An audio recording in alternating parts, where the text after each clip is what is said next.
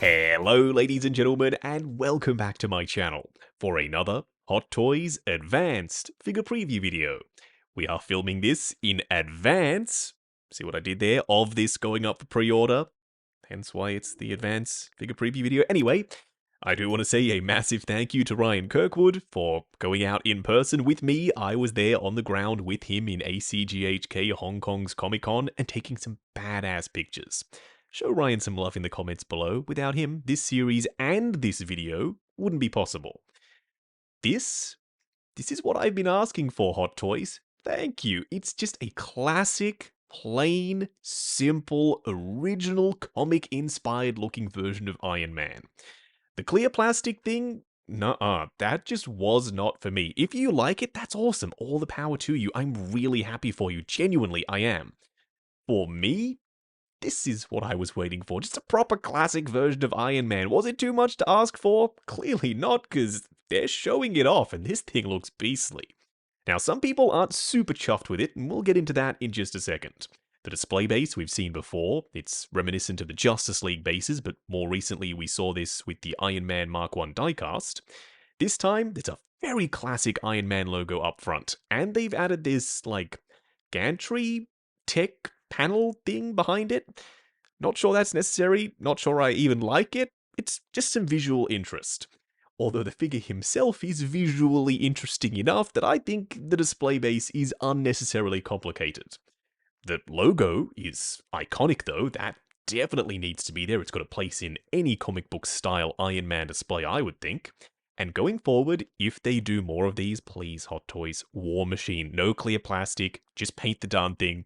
Use a comic book style War Machine logo on his display base, maybe with the red background versus the blue for Iron Man. They would pop. Trust me. This color scheme, glossy red and glossy yellow, I think it works here. It's super saturated and it's very nice and glossy. Some people have said that that makes it look overly plasticky. I would raise you that the clear plastic version is, in fact, overly plasticky. This is the comic book look. Another group of people said this looks like a Marvel Legends figure. Okay, I don't see that. I see a lot of surface detail, especially all the panel lines which have been properly painted, and all the little greebly bits and pieces on thighs and the panels that can move. There is a lot to look at up close. From a distance, maybe it looks more plasticky and more Marvel Legends-esque, but when you zoom in and you look at this thing and you hold it, yeah, I don't think that's an issue. Not to mention it's die-cast, so it'll be nice and hefty feeling. It'll feel very high quality in hand. Not everything has to be metallic red and gold. If the comic book source material calls for it to be bright yellow and red, which it does to be accurate, then yeah, go for it. I think this thing looks stellar. Do let me know which group you fall into. Do you think it looks like a Marvel Legends figure? Do you think it looks too plasticky, too cheap? Or like me, do you happen to really like this thing? This is more polarizing than I thought. More polarizing even potentially than the clear plastic version, which is crazy to me. The helmet, straight up comic book inspired Iron Man. You've got the discs around the ears, panel lines which have been properly painted in black so they stand out against the glossy yellow and red surfaces. And I'm hoping that we also get the same swap out pieces as the clear plastic versions. Meaning, my favorite faceplate, the one with the horns up on top. I almost called it the horny faceplate, and then I just said it. Oh my god, Justin, seriously. This helmet is nice and glossy, matches the rest of the suit. I can't believe I just said that. The eyes also have this frosted white behind the clear plastic lenses, so even with the lights turned off, I wouldn't go so far as to say that it looks like it's illuminated, but it doesn't look quite as dead as, say, an MCU Iron Man does. With the just dark plastic behind the clear lenses, they do look completely lifeless when the LEDs are turned off. Adding the panel lining to the ribbing, ooh, chef's kiss, Hot Toys. That just hits so hard. It makes all of the ribbed sculpted details on the forearms, on the hands, on the boots stand out just a little bit more. I'd be curious to see if there are any swap out pieces, maybe some battle damage. That, actually, now that I think about it, could be a good way to add some surface detail back onto the suit, because when you just have some smooth, glossy red panels, it can look a little bit plain and simple. I'll give that to you. Accurate, yet simple. Now, this Tony Stark head sculpt, I happen to really like. I don't know necessarily if it's based off a specific comic book artist or comic book run for Iron Man. If you know, please let me know.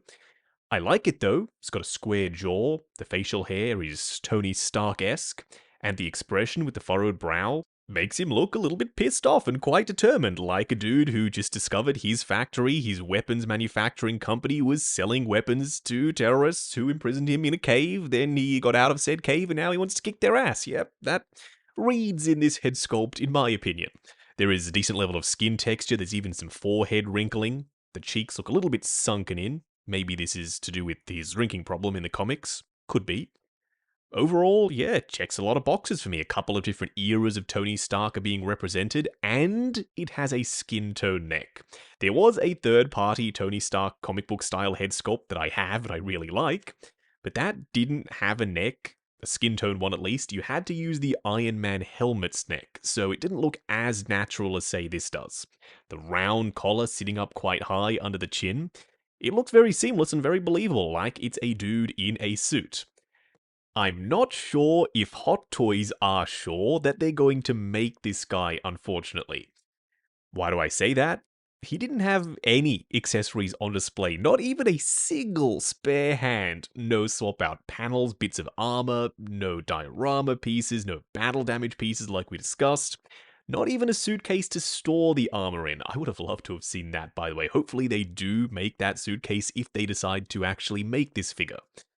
Fingers crossed. I think this is so much better than their clear plastic endeavor, but not showing accessories isn't the biggest vote of confidence in my opinion. I so hope I'm wrong. I haven't seen a lot of chatter on this guy online though, whether it's good or bad. It's mostly been bad, but even then, only a very select few people have been discussing this figure. They've been focusing on other announcements from the convention. Still, I want this. A lot of Marvel comic book fans probably want this too. It's going to stand out, it's colorful, it's bright, it's comic book accurate, and it's what a lot of fans have been asking for comic book style Marvel characters for a very long time. If folks support this guy when he does, if he does go up for pre-order, then I am hoping to see more in this line. Cap, Thor, Black Widow, Hawkeye, give us the whole Avengers team in their classic comic book looks. If you are heading down to the description, why not hit that subscribe, bell notification icon, and join button, if you like the sound of seeing your name in the end credits of my reviews. Like, comment, and subscribe, and we'll catch you in the next video.